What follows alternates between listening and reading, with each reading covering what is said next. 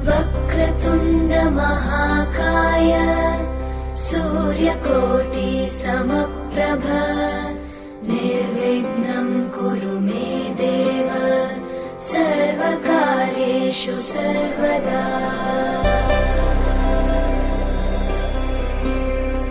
वक्रतुण्ड महाकाय। तुलसी साथी विपत्ति के, विद्या विनय विवेक, साहस सुकृति सुसत्यव्रत, राम भरोसे एक। नमस्कार, दिनेश कुमार मालिक, कक्षा 10वीं, विषय गणित। हम जो एक नया अध्ययन शुरू कर रहे हैं, समांतर श्रेणी, अर्थमेटिकल्स प्रोग्रेशंस। क्या होता है समांतर श्रेणी, आइए उसके बारे में जानकारी करें। आप प्रकृति में कुछ ऐसी एक श्रृंखला या डिजाइन या कोई प्रतिरूप देखते हैं जिसमें कोई विभिन्न तरह का एक समायोजन होता है। मधुमक्खी का छत्ता देखते हैं, उसमें विभिन्न तरह के छेद होते हैं। एक ही प्रकार का पेड़ जो होता है, जैसे नीम है, तो नीम की पत्तियों के अंदर देखते हैं तो कुछ पत्तियां बड़ी, तो कुछ उससे धीरे धीरे छोटी और बड़ी होती जाती हैं। कुछ संख्या देखते हैं तो उन संख्याओं का एक क्रम होता है, तो उन क्रमों में कुछ विशेष बात होती है।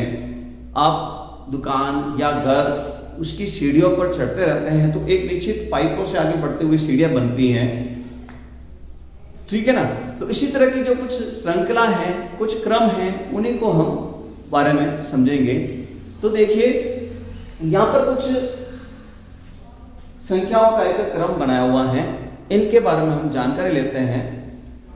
पहला जो संख्याओं का क्रम है, -3, -2, -1, 0, इस तरह से आगे बढ़ता हुआ जा रहा है।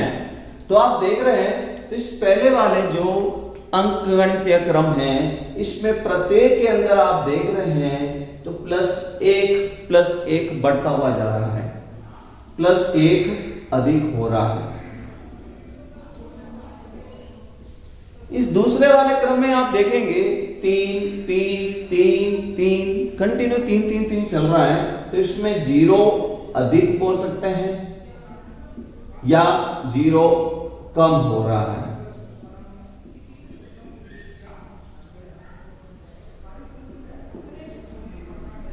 तीसरा वाला जो गणितीय क्रम जो दिया हुआ है यहां पर, 1 से बना 3 प्लस का 2, 3 से बना 5 तो फिर प्लस का 2, 5 से बना 7 तो फिर प्लस का 2, +2 +2 +2 आगे बढ़ते हुए एक विषम संख्याओं का क्रम चल रहा है, तो +2 अधिक हो रहा है।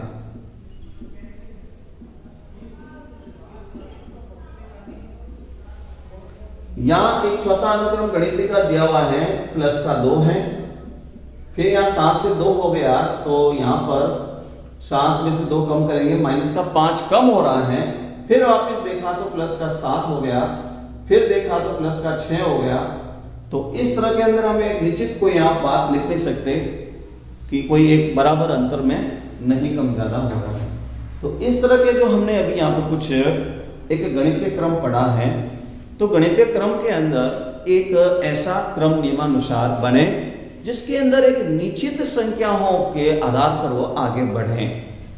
+1 अधिक हो रहा है, 0 अधिक या 0 कम हो रहा है, +2 अधिक हो रहा है, एक निश्चित अनुपात में या निश्चित संख्याओं के हिसाब से वो आगे बढ़ता है या कम होता है, तो वो एक जो यहाँ गणितीय क्रम जो बनेगा उसको कहेंगे अनुक्रम, सीक्वेंस कहा जाता है। तो उसको एक अनुक्रम नाम दिया जा सकता है, जो पहला है, दूसरा है और ये एक तीसरा है। तो इन सबको हम एक अनुक्रम कह सकते हैं। इन अनुक्रमों के अंदर यदि प्रत्येक पद के बीच में एक समान अंतर लेकर एक संख्या आगे बढ़ेगी तो जो सीरीज बनेगी, ये सब सीरीज इनको भी कह सकते हैं, तो उनको हम एक समान पद से आगे बढ़ता है तो उसको हम कहते हैं समांतर श्रेणी। तो जो समांतर श्रेणी होती है उसको इंग्लिश में कह सकते हैं अर्थमेटिकल प्रोग्रेशंस। शुरुआत जब होगी, एक उदाहरण लेके मैं बात करता हूं, 2, 4, 6, 8, तो ये एक हम देख रहे हैं इस अनुक्रम में प्रत्येक पद के मध्य समान अंतर लेकर वो आगे बढ़ रहा है। प्लस का 2, प्लस का 2, प्लस का 2, प्रत्येक दो संख्याओं के मध्य एक समान अंतर से आगे बढ़े या प्रत्येक दो संख्याओं के मध्य एक समान अंतर से कम होती रहे तो हम उसको समांतर श्रेणी कहेंगे। तो समांतर श्रेणी में जो यहां पर जो जिन जिन स्थान पर पद आ रहा है वो उसका पद कहलाएगा। ये a1 बराबर 2, a2 यानी दूसरा पद 4, a3 तीसरा पद 6, a4 चौथा पद 8। इस तरह से ये श्रेणी एक समांतर श्रेणी के रूप में चल रही है। यहां श्रेणी कितने पदों तक चलेगी, तो पद या टर्म्स जिसको बोलते हैं वो हमको ध्यान में नहीं है, तो हम उसको बोलते हैं असीमित समांतर श्रेणी। या हमको पदों की संख्या ध्यान है, इसमें 5 पद है, 10 पद है, 12 पद है, तो उसको सीमित श्रेणी नाम से भी कह सकते हैं, सीमित समांतर श्रेणी। तो यहां जो ये प्रथम पद होगा a1 जो है उसको हम a से व्यक्त करेंगे और उसको हम प्रथम पद कहेंगे। समांतर श्रेणी जहां से शुरुआत होती है इस a1 पद को ही हम प्रथम पद से व्यक्त करेंगे और प्रत्येक दो क्रमागत पदों के मध्य का जो अंतर है उसको बोला जाएगा सार्व अंतर। सार्व अंतर समांतर श्रेणी के प्रत्येक दो क्रमागत पदों का जो अंतर है, जैसे यहां पर बोले तो a2 minus a1, a3 minus a2, a4 minus a3, जिसको हम संकेत में d बोलेंगे, कॉमन डिफरेंस कहा जाता है, सार्व अंतर बनेगा। ठीक है, तो आइए हम इससे संबंधित बात करते हैं।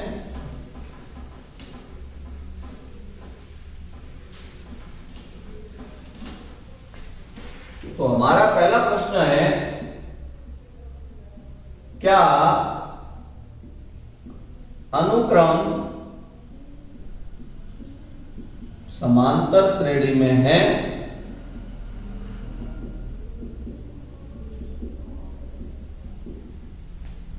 पहला अनुक्रम दिया हुआ है a, 2a, 3a, 4a। दूसरा अनुक्रम एक और दिया हुआ है वर्गमूल 2, वर्गमूल 8, वर्गमूल 18, वर्गमूल 32। तो इन प्रश्नों के अंदर ये एक अनुक्रम दिया हुआ, क्या ये समांतर श्रेणी में है या नहीं?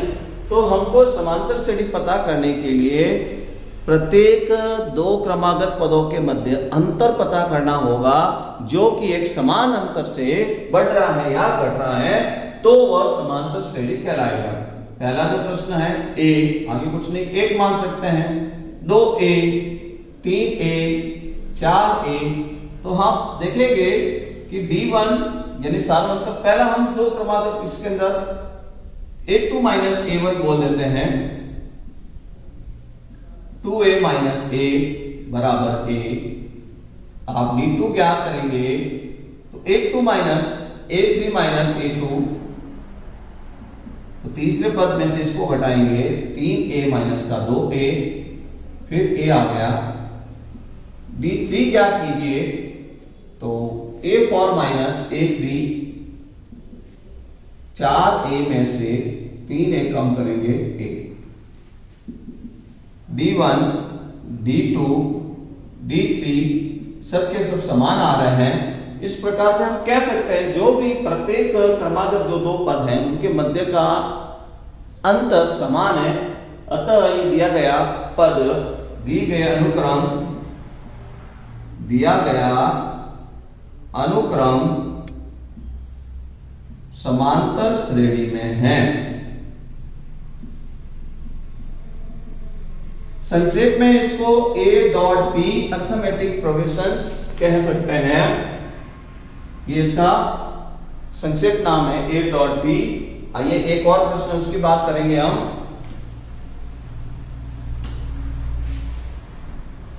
एक प्रश्न और लिखा हुआ है वर्गमूल 2 वर्गमूल 8। तो इस श्रेणी को भी हम पता करते हैं क्या ये दिए गए प्रत्येक पद वर्गमूल में है। अगर ये अभाज्य गुणनखंड से सरल होते हैं तो सरल करने वाले हैं 8 अभाज्य गुणनखंड से 4 इंटू 2 बोलते हैं तो 18 को 9 इंटू 2 बोलते हैं। पूर्ण वर्ग संख्या में अगर गुणनखंड होता है तो गुणनखंड कर रहे हैं तो वर्गमूल 2 4 का वर्गमूल 2 वर्गमूल 2 इस तरह से बोल दिया। 9 का 3 हो रहा है और 16 का वर्गमूल 4 हो रहा है। जिसका वर्गमूल हो गया उसको हमने बाहर लिख दिया। a1 वर्गमूल 2 है, a2 2 वर्गमूल 2 है, a3 3 वर्गमूल 2 है, a4 4 वर्गमूल 2 है। तो इस तरह से आगे एक एक पद बढ़ता हुआ जा रहा है। तो यहां अगर आप d1 ज्ञात करेंगे a2 माइनस a1 2 वर्गमूल 2 में से 1 वर्गमूल 2 माइनस हो जाएगा तो समान अंतर घटाएंगे वर्गमूल 2। d2 ज्ञात करेंगे a3 minus a2 common difference सार्वअंतर तीसरे पद में से दूसरे पद को घटाकर वर्गमूल का 2 पुनः हमको प्राप्त हुआ। सार्वअंतर तीसरा निकालते हैं तो a4 माइनस a3 चौथे पद में से क्रमागत पद ही घटाना होगा। चौथे पद में से तीसरा पद माइनस करते हैं 4 वर्गमूल 2 माइनस 3 वर्गमूल 2 पुनः वर्गमूल 2 आ गया। d1 बराबर d2 बराबर d3 बराबर वर्गमूल 2 है। तो इस तरह से हम कह सकते हैं कि अतः दिया गया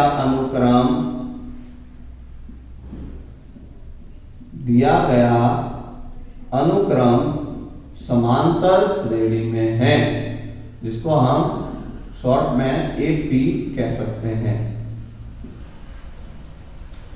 यदि आपको कहे कि इसके आगे वाले 4 पद ज्ञात कीजिए तो जो सार्वअंतर आया है उनको आगे आगे कंटिन्यू जोड़ते जाओ, इसके आगे 4 पद आते रहेंगे।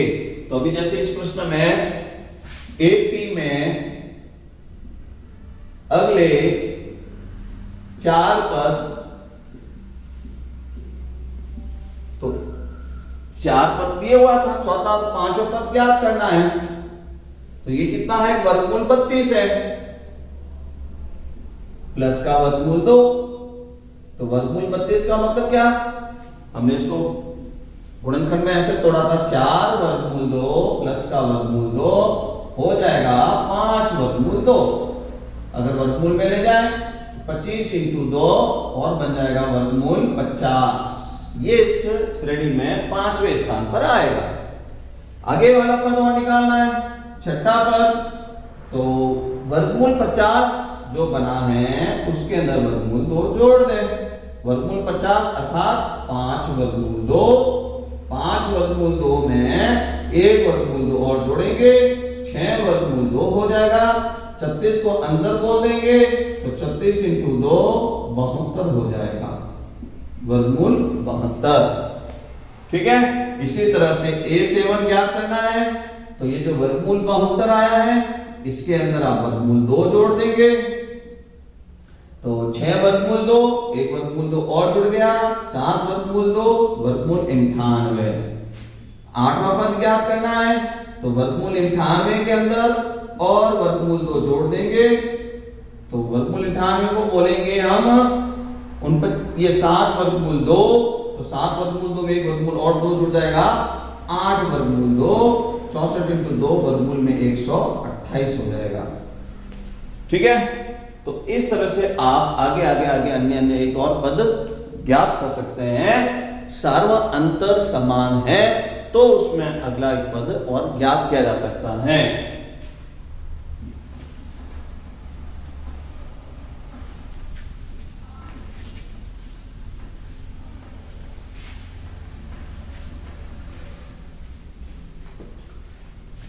आइए अगला प्रश्न,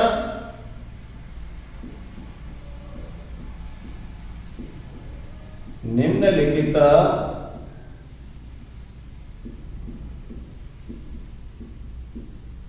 समांतर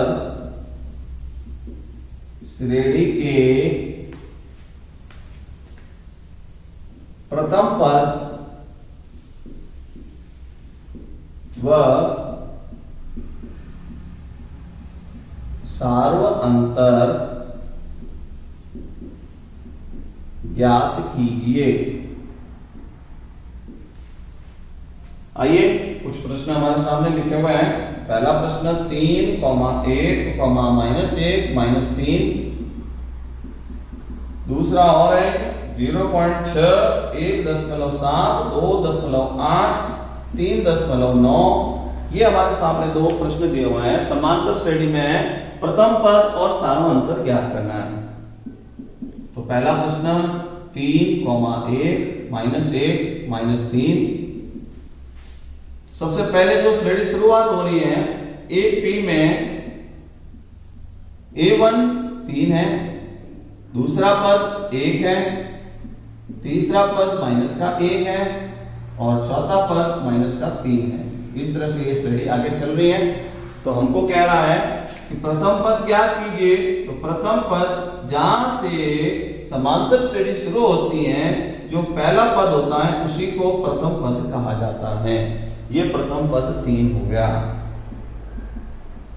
सार्वअंतर ज्ञात करने के लिए क्रमागत 2 पद लिए जाएं।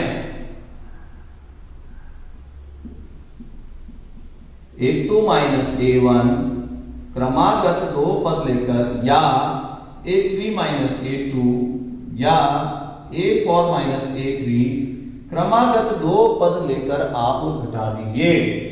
तो A2 - A1 1 - 3 या A3 - A2 A3 - A2 -1 और ये -1। A4 -3 है और -1 करना होगा। ये इसका सार्वअंतर है। ये जो समांतर श्रेणी है, प्रत्येक बार 2 पद कम होते हुए जा रहे हैं। आगे आगे आगे आगे प्रत्येक पदों में 2 का कमी हो रही है। तो इसका सार्वअंतर D -2 कहलाएगा और प्रथम पद 3 कहलाएगा। याद रखना, सार्वअंतर प्रत्येक 2 पदों के बीच का अंतर हमेशा 1 ही रहेगा। आइए एक दूसरा प्रश्न हम हल करते हैं।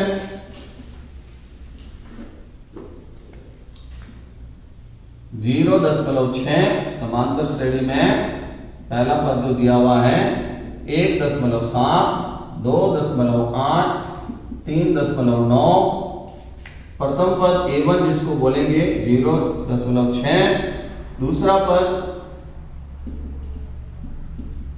1.7, तीसरा पद 2.8 है और चौथा पद है वो 3.9। तो प्रथम पद हम कहेंगे जो समांतर श्रेणी शुरू हो रही है उसी को हम प्रथम पद बोलेंगे 0.6। ठीक है ना। A बराबर A1 यही प्रथम पद कहलाएगा। सार्वअंतर ज्ञात करने के लिए आप क्रमागत कहीं पर भी 2 पदों का अंतर करेंगे। 1.7 0.6 में से घटाइए, या क्रमागत 2 पद 2.8 को 1.7 से घटाइए, या 3.9 को 2.8 से घटाइए।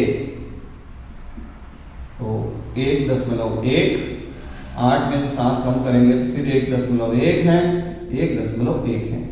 तो सार्वअंतर 1.1 इसका सार्वअंतर है।